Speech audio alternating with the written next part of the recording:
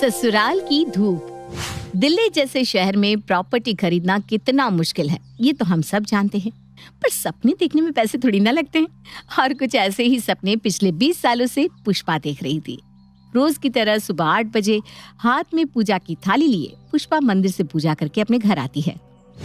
ये ले बेटा प्रसाद खा, भगवान करे तेरी दिन दुगनी और रात चौगुनी कमाई हो। जल्दी तू नया घर खरीद ले और हम नए घर में शिफ्ट हो जाए। आज के जमाने में घर का समझ रही हो तुम? एक तो करोड़ों के नीचे घर आएगा नहीं, ऊपर से जितना बड़ा घर उतना झंझट। पापा जी ठीक कह रहे मम्मी जी, जितना बड़ा घर उतनी ही सफाई की झंझट। हम लोग है ही कितने, गिनकर 5 लोग, बड़ा घर काम ही क्या आएगा। घर वर में तो बहुत टेंशन है। इसी घर में देख लीजिए, आधे से ज्यादा समय तो झाड़ू पोछे में ही निकल जाता है और खिड़कियों से कितनी धूल मिट्टी अंदर आती है वो तो आप देख ही रही हैं। फ्लैट से अच्छा कुछ नहीं है, शिफ्ट होंगे तो फ्लैट में ही होंगे। अरे भाई मम्मी मुझे बस आशीर्वाद दे रही है, घर नहीं ले लिया है मैंने जो सब डिस्कशन करने लग पड़े हो। अच्छा मम्मी ऑफिस के लिए निकलता हूँ। चल फिर मैं भी साथ चलता हूँ, मुझे पोस्ट ऑफिस तक छोड़ देना। सौरभ अपने पापा को पोस्ट ऑफिस के बाहर छोड़ता हुआ ऑफिस चला जाता है। पोस्ट ऑफिस के बाहर शर्मा जी को उनके पड़ोसी मिश्रा जी मिलते हैं। वाह शर्मा, पोस्ट ऑफिस में भी पैसे लगा रखे हैं। जानता हूँ मैं, अच्छी खासी रकम दबा कर रखी है तूने। अरे कहाँ मिश्रा जी, वो तो बस मैं यहाँ एक कुरियर लगाने आया था। काहे की पूंजी, अगर रकम दबा कर रखी होती तो बाजार में एक दुकान ना ले लेता। आज तक अपने सौरभ के लिए एक दुकान ना ले सका मैं। खुद की एक दुकान होती तो बाप बेटे साथ में दुकान में बैठते और पैसे पीटते। बेचारे को ऑफिस में बॉस की गालियां तो नहीं खानी पड़ती। तो किसने रोका है तुझे दुकान खरीदने से? घर और दुकान दोनों ही हो सकते हैं तेरे घर के पीछे वाला जो फ्लैट है ना, पानी के भाव बिक रहा है। लगता है बेचने वाले को कोई इमरजेंसी आन पड़ी है। बीच मार्केट का फ्लैट, वो भी सिर्फ 40 लाख में दे रहा है, सोच। अरे पर 40 लाख है किसके पास? और ऐसा ही है तो तू खरीद ले फ्लैट। मैं तो खरीद ही लूं भाई, पर अभी 2 फ्लैट्स लिए हैं मैंने। मेरे परिवार में गिनकर 2 लोग हैं। किस किस घर को संभालेंगे हम? तेरा घर ऐसे ही जर्जर पड़ा हुआ है, किसी भी वक्त गिर जाएगा। रेनोवेशन करने तक तो तेरे पास पैसे नहीं है। देख मेरे पास एक पार्टी है जो सामने से तेरे घर के 70 लाख रुपए दे देगी। तो अपना घर बेच दे और 40 लाख में वो फ्लैट ले ले। हाथ में जो 30 लाख का मुनाफा आएगा उसी से सौरभ के लिए दुकान खरीद लेना। भाई मुझे तो जो तेरे लिए सही लगा मैंने बोल दिया, बाकी तू अपना देख ले। अगर ये मौका तूने गवा दिया तो फिर रोते फिरना। और मिश्रा जी की बात सुनकर शर्मा जी का दिमाग घूम जाता है और वो इस सौदे को करने की हामी भर देते हैं। अब हम फ्लैट में शिफ्ट हो रहे हैं पुष्पा जी, तो जरा इज्जत रखिएगा हमारी। अब बीच मार्केट में अपनी दुकान होगी, किसी चीज की कोई टेंशन नहीं। देखा बहू, अचानक ही सब कैसे अपने आप सेट हो गया। मैं ना कहती थी एक दिन भगवान हमारी जरूर सुनेंगे। और कुछ ही दिनों में शर्मा जी का परिवार अपने नए फ्लैट में शिफ्ट हो जाता है। पर वो फ्लैट पानी के भाव क्यों बिक रहा था, ये तो शर्मा जी को अब पता लगने वाला था। शर्मा जी का पूरा परिवार एक साथ फ्लैट के अंदर आता है। अरे सौरभ जरा खिड़कियां तो खोल, घर में धूप तो आए। नया घर है, सूर्य की किरण तो पड़नी चाहिए ना।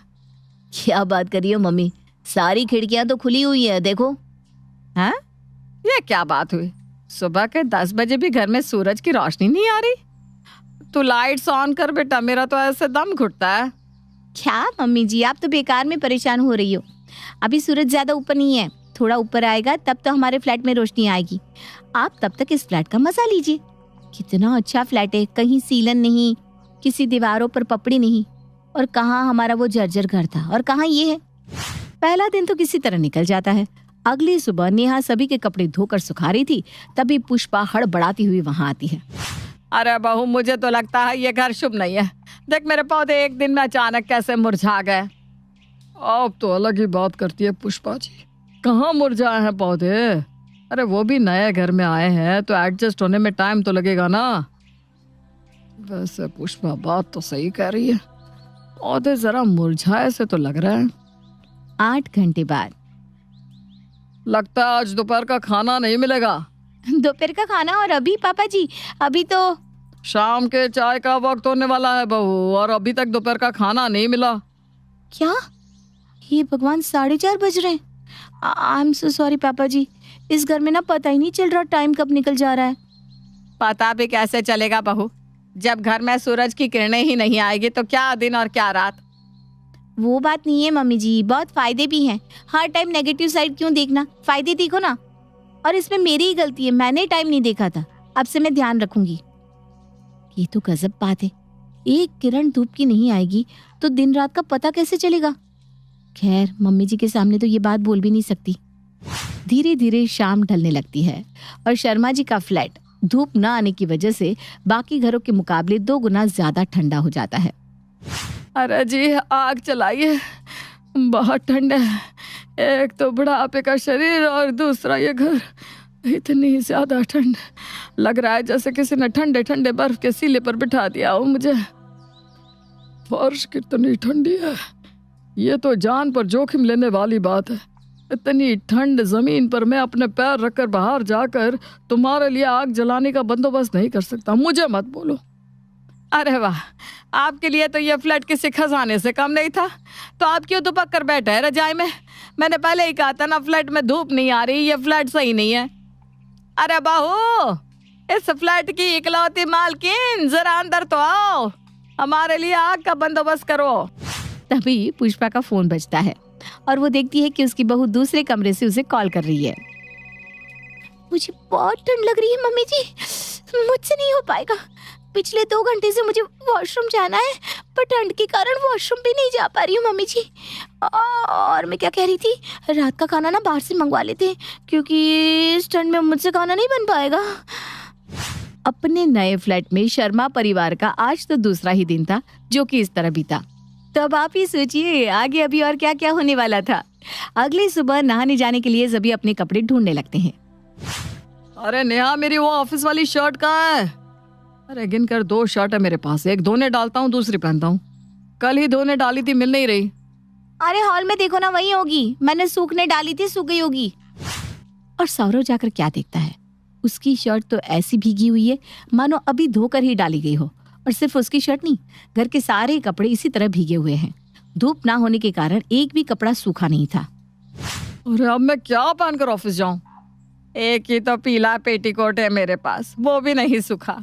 आज बृहस्पतिवार है, अब मैं पीली साड़ी में नीचे क्या पहनकर मंदिर जाऊं? ये हवासी साड़ी तो सूखी नहीं तो क्या ही सूखेगा इस घर में। और तारीफ करो इस बिन धूप वाले फ्लैट की। अलमारी से नई साड़ी निकाल कर पहन लो ना मम्मी जी। इतनी भारी साड़ी घर पर पहन लूं, मजाक है क्या? एक तो नए घर में पहले ही इतनी ठंड थी, ऊपर से अब कपड़े भी न सूख पाने का एक नया लफड़ा। नेहा के नए ससुराल में धूप न आने के कारण धोए हुए कपड़े सूखने का नाम नहीं ले रहे थे और अब मजबूरन घर के सभी लोगों को बासी कपड़े पहनकर रहना पड़ता है। इसी तरह 1 महीना बीत जाता है। अरे ये क्या नेहा, दिखा तो तू ऐसे रही थी कि मेन मार्केट में हमने फ्लैट लिया है। अरे भाई इतना पैसा है तो क्यों 1 ही महीने से 1 की साड़ी में घूम रही है? भूख मरी, अगर किसी को सीखनी है तो तुम लोगों से सीखे। इन्हीं कपड़ों के पैसे बचाकर फ्लैट लिया था क्या? पर अब सब करते भी क्या, कपड़े जो नहीं सूखते थे। और इसी कारण अब शर्मा परिवार के लोगों का मजाक अगल बगल वाले उड़ाने लगे थे, जिस कारण अब मजबूरन नए कपड़े खरीदने पड़ते। हर रोज एक नया खर्चा। धूप की कमी से अब धीरे धीरे सभी को जॉइंट पेन होना भी शुरू हो गया था और 2 महीने बाद सभी मिलकर फैसला करते हैं कि इस फ्लैट को छोड़ ही देंगे। अब समझ में आ रहा है क्यों इस फ्लैट के मालिक ने इस फ्लैट को पानी के भाव बेच दिया था। अब भले ही किसी छोटे घर में क्यों ना जाना पड़े, चला जाऊंगा भाई, इस घर से जान तो छूटेगी। शर्मा जी मार्केट में नया फ्लैट पता करने को निकलते हैं और क्या देखते हैं कि उनके पुराने घर के बाहर कोई और नहीं, मिश्रा जी ही बैठे हुए हैं। क्यों, कैसा लगा नया फ्लैट शर्मा जी? मेरा घर तूने ही खरीदा है, बहुत चूना लगाया तूने मुझे मिश्रा। मेरे 40 लाख फंसाए ना तूने, उसके 4 रुपये भी बचा नहीं पाएगा तू, सत्यानाश हो जाए तेरा। वहीं कुछ दूर पर सौरभ एक नया घर देखता है और दुकान लेने के लिए बचाए हुए 30 लाख रुपए से शर्मा जी को एक छोटा सा फ्लैट खरीदना पड़ता है और पूरा परिवार 1 BHK में शिफ्ट हो जाता है और उनके पुराने फ्लैट में लग जाता है बोर्ड टू लेट और शर्मा जी बन जाते हैं अपने फ्लैट के ब्रोकर, जो आते जाते सभी लोगों को रोक रोक कर उस फ्लैट की खासियत बताते रहते हैं। अरे वर्मा जी, ऐसा वैसा फ्लैट नहीं है ये, एक बार अंदर जाकर तो देखिए। गर्मी के मौसम में तो बर्फ पड़ती है, अंदर ना टैनिंग की चिंता ना धूप की परेशानी। हमारी मिसेस को ही देख लीजिए कैसे रंग निखर आया है। और इसी तरह बिना धूप का ससुराल कभी इसके मत्थे तो कभी इसके मत्थे ट्रांसफर होता रहता। आप जरा ध्यान रखिएगा कहीं वो घूमते हुए आपके हाथ में ना आ जाए। दादी पोती का प्यार। कहानी शिखा की है, जिसकी बहुत अच्छी नौकरी थी। वो काम के सिलसिले में अक्सर बाहर रहा करती थी। बेटा, आन्या आजकल काफी शरारती हो रही है, उसको तुम समझाओ ना, पढ़ती ही नहीं है। अच्छा रुकिए, मैं अभी आई। आन्या, जो कि शिखा की 7 साल की बेटी है, शिखा उसके कमरे में जाती है और दरवाजा बंद कर लेती है। सास को लगता है कि शायद शिखा आन्या को प्यार से समझाएगी, लेकिन कुछ देर बाद, दादी, दादी बचा लो, मुझे मार रही है मम्मी। पीछे से शिखा आती है। पढ़ाई नहीं करोगी तो क्या करोगी? लोगों के घर पर बर्तन धोगी हैं? शिखा, क्या बकवास कर रही हो? दादी मैं पढ़ लूंगी, बस मम्मी को बोलो मुझे इतना ना मारे। शिखा, मैंने सोचा था तुम माँ हो, बच्चे को प्यार से समझाओगी, लेकिन नहीं, रहने दो तुम। कुछ दिनों के बाद शिखा सास के पास आती है। माँ, मैं सोच रही थी कि कुछ दिनों के लिए मैं आन्या के साथ वक्त बिताऊं। वो क्या है ना, लास्ट टाइम मैंने उसको मारा था तो तब से वो। सास शिखा की बात पर खुश हो जाती है। हाँ हाँ, और क्या, बेटी है तुम्हारी, तुम नहीं समझोगी तो कौन समझेगा। शिखा आन्या के कमरे में जाती है कि तभी उसका फोन आ जाता है। आन्या, मेरा एक फोन आया है, मैं बाद में बात करती हूँ। आन्या बाहर दादी के पास आ जाती है। बेटा, माँ तुम्हारे साथ कुछ वक्त बिताना चाहती है, तो उसे वक्त देना। हाँ दादी, आप भी चलिए ना, मुझे बहुत डर लगता है। अरे नहीं बेटा, अपनी माँ से कैसे डरना है, जाओ जाओ बेटा। आन्या कमरे में जाती है, जहाँ माँ फोन पर बात करके फोन रख ही रही होती है कि माँ मुझे फोन दो ना, मैं गेम खेलूंगी। नहीं, मुझे पहले तुमसे बात करनी है। माँ बातें करते करते भी तो गेम खेल सकती हूँ ना। लेकिन जैसे ही वो माँ का फोन लेती है, उसके हाथ से फोन गिरकर टूट जाता है। ये क्या किया बेवकूफ, बेकार लड़की, कुछ नहीं आता तुमको, तुम्हें तो मैं हॉस्टल में ही रख दूंगी। और फिर वो आन्या पर चिल्लाती हुई बाहर आ जाती है। सास देखती है कि जो शिखा आज बेटी से बात करने को कह रही थी, वो उस पर चिल्लाकर कमरे से बाहर आ रही है। अरे क्या हो गया शिखा, तुम तो उससे बात करने गई थी ना। माँ, ये लड़की ना किसी काम की नहीं है। अरे मैं तो इसके साथ बैठकर बात करना चाह रही थी, इसने मेरा फोन ही पटक दिया। तो शुक्र है कि फोन को कुछ नहीं हुआ, 50,000 का फोन है। अरे जब फोन को कुछ हुआ नहीं है तो बेटी के साथ कुछ पल आराम से बिता देती। मेरा मूड ऑफ हो गया है, बाद में बात करूंगी, मैं सोने जा रही हूँ। सास को शिखा की बात अच्छी नहीं लगती, पर क्या करती। बहू को बेटी की तरह समझने वाली सास सोचती है कि सारा दिन काम करके ये भी थक जाती होगी, वो बेटा बनकर घर की देखभाल कर रही है, तो क्या मैं उसके बच्चों का ख्याल नहीं रख सकती। मैं ही जाकर आन्या से बात कर लेती हूँ। दादी आन्या के पास आती है। वो कोने में बैठकर रो रही थी। ले, मेरी गुड़िया रानी को क्या हो गया? देखो शाम हो रही है, चलो पार्क में चले क्या घूमने? नहीं दादी, मैं कहीं नहीं जाऊंगी। मेरा चेहरा देखो कितना पीला पड़ रहा है, सब पूछेंगे क्या हो गया तो क्या कहूंगी। ये बात तो है।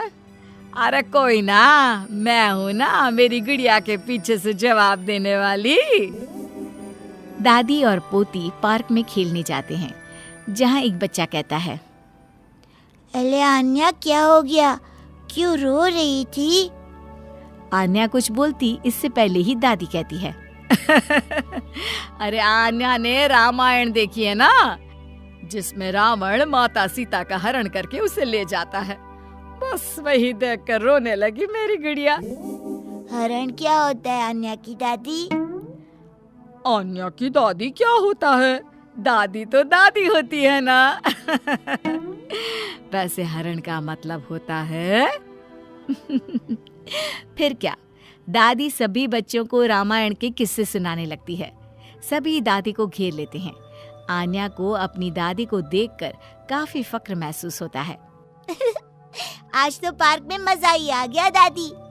दादी आप मुझे छोड़कर कहीं मत जाना, वरना मम्मी तो मुझे।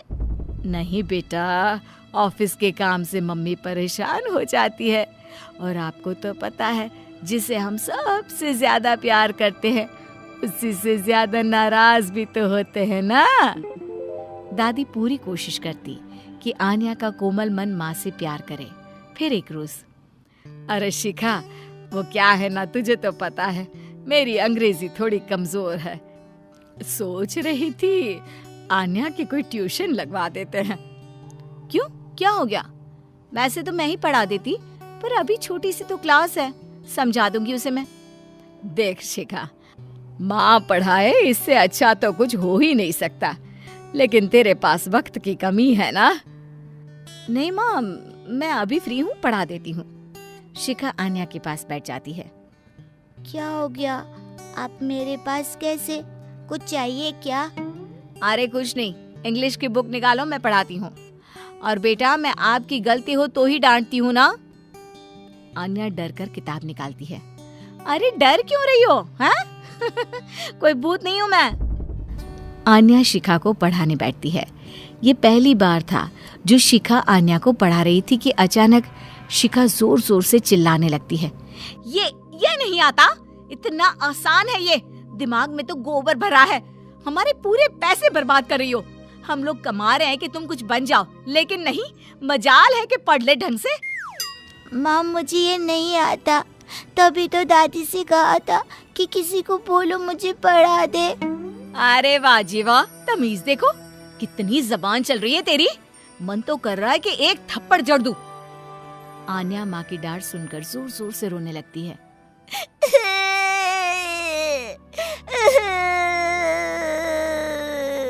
अरे अरे, क्या हो गया?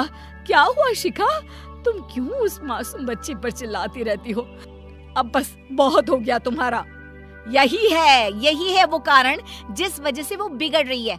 उसके सामने आप मुझे डांट रही है। अब शिखा सास पर भी चिल्लाने लगती है। तभी शिखा के सामने आन्या हाथ जोड़कर खड़ी हो जाती है। माँ मुझे माफ कर दो, लेकिन मेरी गलती की सजा दादी को ना दो। उस दिन फोन मेरे हाथ से छूट गया था, गलती से। पहले दिन भी आपने मुझे मारा। आपने तो मुझे कभी पढ़ाया नहीं, आज पहली बार आई तो भी मुझे डांटने लगी। चुप हो जा आन्या, तेरी माँ है वो, कितनी बड़ी है तुझसे। तो क्या हो गया, बड़ी है, लेकिन पता नहीं कि बच्चों और बड़ों के साथ कैसा व्यवहार करना चाहिए। माँ, हम कम पैसों में गुजारा कर सकते हैं, लेकिन आपके बिना नहीं। हमें आप चाहिए माँ। छोटी सी आन्या की बात सुनकर शिखा की आंख में आंसू आ जाते हैं। उसे रियलाइज होता है कि उसने कैसे आन्या को परेशान किया है। मुझे माफ कर दो तुम दोनों।